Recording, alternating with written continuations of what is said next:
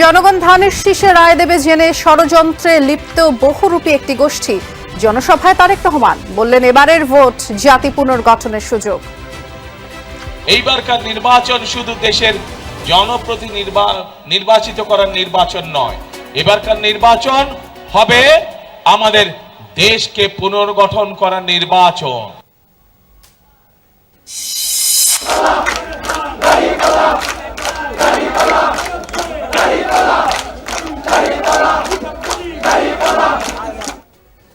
নির্বাচিত হলে এমপি ও তাদের পরিবারের সদস্যদের আয় ব্যয়ের হিসাব জানাবে জামায়াতে আমির। কেউ জনগণের সম্পদে হাত দিলে ছাড় নয়। তৌফিক তাকে ট্যাক্স দিয়ে গাড়ি কিনবো না, তাকে রিক্সা চলবো, এটাও যদি না তাকে পায়ে আনবো, কিন্তু জনগণের তহবিলের অপব্যবহার করবো না। মুন্সিগঞ্জের মোল্লাকান্দিতে নির্বাচনে দুই প্রতিপক্ষের মধ্যে ধাওয়া পাল্টা ধাওয়া, অস্ত্র নিয়ে হামলা, দেশ জুড়ে বিপুল অস্ত্র গোলাবারুদ উদ্ধারের দাবি সেনাবাহিনীর। এবারে যাবে সংসদে সরকারে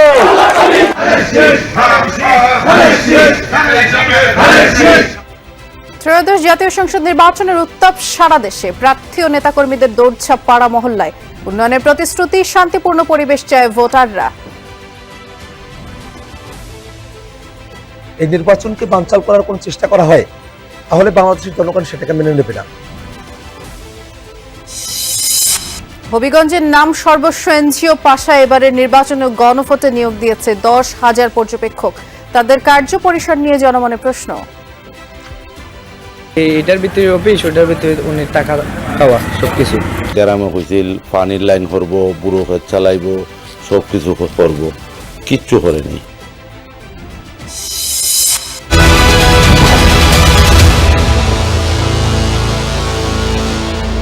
শিরোনামগুলো শুনছিলেন। নির্বাচনে যারা ষড়যন্ত্র করবে ঐক্যবদ্ধভাবে তাদের দাঁত ভাঙা জবাব দেওয়ার হুঁশিয়ার দিলেন বিএনপি চেয়ারম্যান তারেক রহমান। বললেন, তার দল সেই বাংলাদেশ গড়ে তুলতে চায় যেই প্রত্যাশায় মুক্তিযুদ্ধ ও জুলাই অভ্যুত্থান হয়েছে।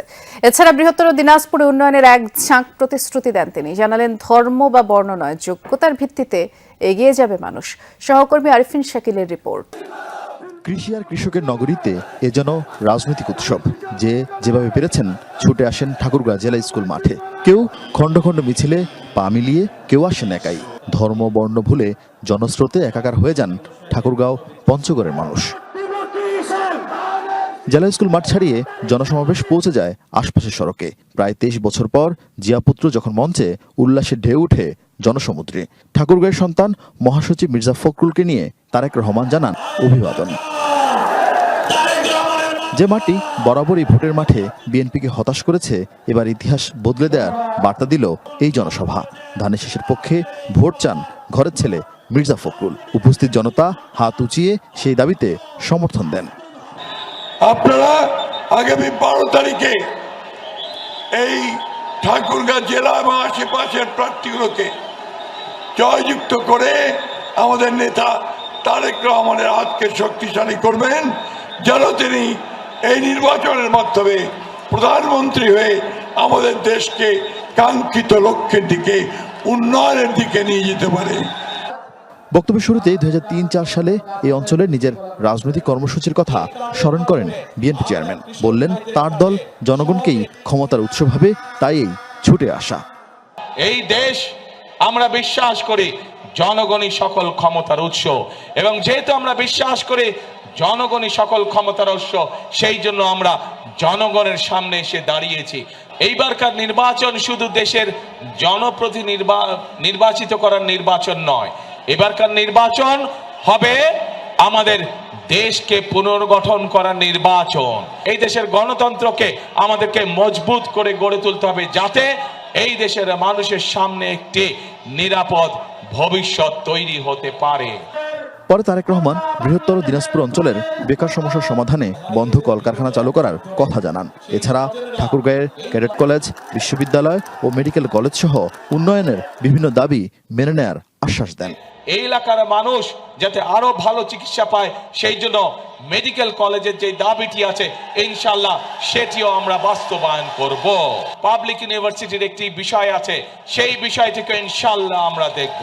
পঞ্চগড় এবং ঠাকুরগাঁয় যে চিনি কল আছে, যে রেশম কারখানা আছে, পঞ্চগড়ে যে চা শিল্প আছে, এই শিল্পগুলোকে আবার আমরা গড়ে তুলতে চাই, যাতে করে এই এলাকার মানুষ বেকার না থাকে। বিএনপি আগামী 12 তারিখে নির্বাচনে সরকার গঠন হলে যত দ্রুত সম্ভব আমরা এই এলাকার এয়ারপোর্ট ইনশাল্লাহ চালু করব। পরে নীলফামারী সমাবেশে যোগ দেন তিনি। বলেন, দেশের মানুষ ধানের শীষের পক্ষে রায় দিবে জেনেই বহুরূপধারী একটি গোষ্ঠী ষড়যন্ত্রে লিপ্ত হয়েছে। বাংলাদেশের মানুষের ভোটের অধিকারকে যারা কেড়ে নিয়েছিল তারা তো দেশ থেকে ছেড়ে পালিয়ে গিয়েছে, কিন্তু তাদেরই এক সহযাত্রী তারা দেশে রয়ে গিয়েছে। বিভিন্ন সময় তারা দেশ স্বাধীনের পর থেকে, দেশ স্বাধীনের আগে থেকে বিভিন্ন সময় তারা বিভিন্ন রূপ ধারণ করেছে। এই রূপ ধারণকারী, বহু রূপ ধারণকারী তারা আজকে বিভিন্ন জায়গায় বিভিন্ন ষড়যন্ত্রে লিপ্ত হয়েছে, কারণ তারা বুঝে গিয়েছে সারা বাংলাদেশের মানুষ ধানের শীষের পক্ষে রায় দেওয়ার সিদ্ধান্ত নিয়েছে। সেই জন্যই তারা বিভিন্ন ষড়যন্ত্রে লিপ্ত হয়েছে। নানিবাড়ি দিনাজপুরের জনসভায় এসে জনতরঙ্গের কাছে ধানের শীষের জন্য ভোট চান খালেদা জিয়ার ছেলে। বলেন, সেই বাংলাদেশ গড়ে তুলতে চায় তার দল, যে প্রত্যাশায় মুক্তিযুদ্ধ ও 24-এর অভ্যুত্থান হয়েছে। আমরা সকল ধর্মের মতের মানুষকে সাথে নিয়ে আমাদের আগামী দিনের প্রত্যাশিত বাংলাদেশকে ধীরে ধীরে গড়ে তুলতে চাই। কাজেই সেই প্রত্যাশিত বাংলাদেশকে যদি গড়ে তুলতে হয় আমাদেরকে ঐক্যবদ্ধ থাকতে হবে। সেই প্রত্যাশিত বাংলাদেশকে যদি গড়ে তুলতে হয় আমাদের মধ্যে কোনো বিভেদ রাখা যাবে না।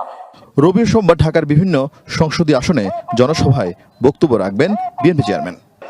উত্তরের 3 জেলার ভোটের মাঠে তরুণ ভোটারদের চাইতে সবচেয়ে বড় ফ্যাক্টরি হিসেবে কাজ করবে সংখ্যালঘুদের রায়।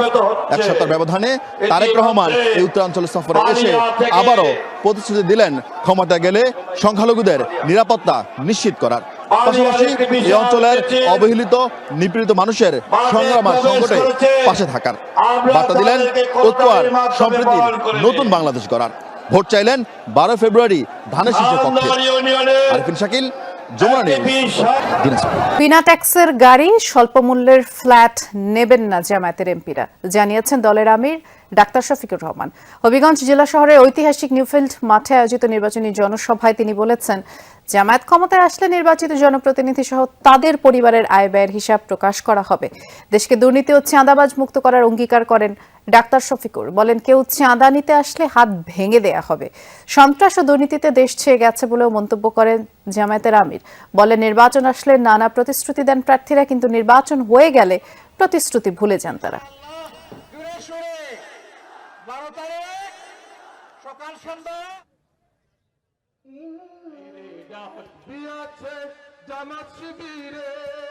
ন্যায় বিচার আমরা নিশ্চিত করবো, তা থেকে মুক্তি পাক, শাস্তি পায় শাস্তি। এই মহাগ্রন্থ আল কুরআন থেকে তেলাওয়াত পেশ করবে 18 কোটি মানুষের। আর আমি ঘোষণা দিচ্ছি, এবার শান্তি। সবাইকে বহু সুযোগ দিয়েছেন, দফায় দফায় আপনারা জানার, পরীক্ষা নেওয়ার সুযোগ পেয়েছেন। একবার আমাদেরকে পরীক্ষা করুন। আমরা আপনাদের আমানতের পাহারাদার হব, চৌকিদার হব, সম্পদ ইজ্জত জীবনের পাহারাদার হব, এ দেশের মালিক হব না, ইনশাআল্লাহ আমরা সেবক হব। আপনারা যদি এই আমানত আমাদেরকে দিয়ে, উপহার দিয়ে সাহায্য করেন, আমরা ইনশাআল্লাহ আপনাদের আস্থার প্রতিদান দেওয়ার জন্য আমরা অঙ্গীকারবদ্ধ।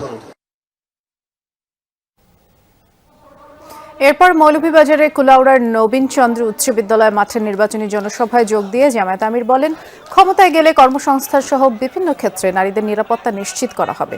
এছাড়া এমন বাংলাদেশ গড়ে তোলা হবে যেখানে সব মানুষ আইনের চোখে সমান থাকবে। এরপর বিকেলে জামায়াতের আমির যোগ দেন সিলেটের জনসভায়। এটি ঢাকার বাইরে ডাক্তার শফিকুর রহমানের শেষ জনসভা। এ সময় তিনি হুঁশিয়ারি দিয়ে বলেন, দুর্নীতি করে যারা অর্থ নিয়ে গেছে তাদের শান্তিতে থাকতে দেয়া হবে না।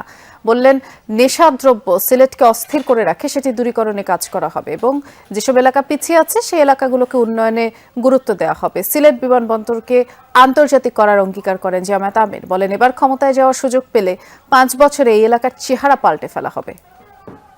মুন্সিগঞ্জ সদরের মোল্লাকান্দি ইউনিয়নে নির্বাচনী প্রচারণা ঘিরে হামলা গুলিবর্ষণের ঘটনা ঘটেছে।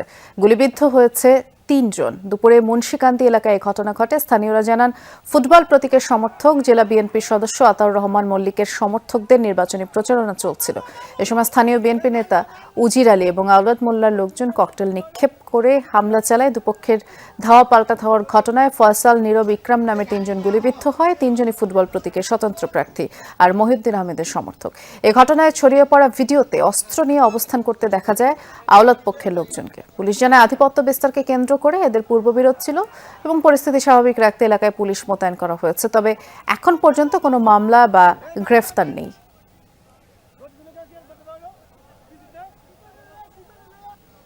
ভোলায় ইসলামী আন্দোলন ও জামায়াতের কর্মী সমর্থকদের মধ্যে বাকবিতণ্ডার জেরে সংঘর্ষে 2 পক্ষের অন্তত 4 জন আহত হয়েছে।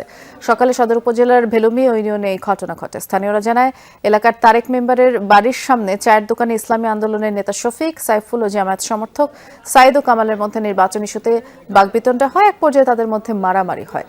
স্থানীয়রা তাদের থামিয়ে বাড়িতে পাঠায় এবং বাড়ি গিয়ে 2 পক্ষের আবারও মারামারি হয়। খবর পেয়ে পুলিশ গিয়ে পরিস্থিতি নিয়ন্ত্রণে আনে। আহতদের সদর হাসপাতালে চিকিৎসা দেওয়া হয়। নির্বাচন সামনে রেখে বিপুল সংখ্যক অস্ত্র উদ্ধার করা হয়েছে। গোলাবারুদ উদ্ধারের পাশাপাশি গ্রেফতার করা হয়েছে সন্ত্রাসীদের।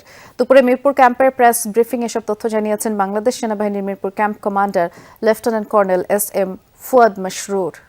নির্বাচনকে সামনে রেখে আমাদের মূল লক্ষ্য হচ্ছে নির্বাচনী পরিবেশকে একটি শান্তিপূর্ণ, স্থিতিশীল এবং ভয়ভীতিমুক্ত রাখা, যাতে সাধারণ জনগণ শান্তিপূর্ণভাবে ভোট কেন্দ্রে এসে তাদের ভোটাধিকার প্রয়োগ করতে পারেন এবং নিরাপদে নিজ বাসস্থানে ফেরত যেতে পারেন।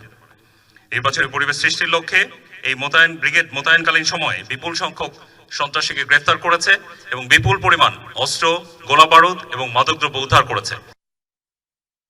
সুন্দরবনের উপকূলীয় অঞ্চলে নির্বাচনকালীন নিরাপত্তা জোরদার করেছে কোস্ট গার্ড পশ্চিম জোন।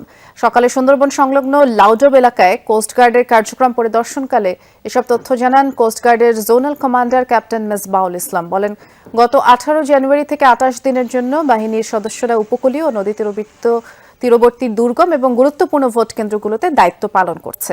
এদিকে চাঁদপুরে নির্বাচনী প্রস্তুতিমূলক সমাবেশ করেছে আনসার ও গ্রাম প্রতিরক্ষা বাহিনী। দুপুরে চাঁদপুর স্টেডিয়াম মাঠে আয়োজিত সমাবেশে জেলার 9000 আনসার ও ভিটিপি সদস্য অংশগ্রহণ করেন। নির্বাচনে ভোটারদের সহায়তা, ভোট কেন্দ্রের শৃঙ্খলা রক্ষা, শান্তিপূর্ণ ভোট গ্রহণ নিশ্চিত করতে সদস্যদের প্রয়োজনীয় প্রশিক্ষণ ও দিক নির্দেশনাও দেওয়া হয়।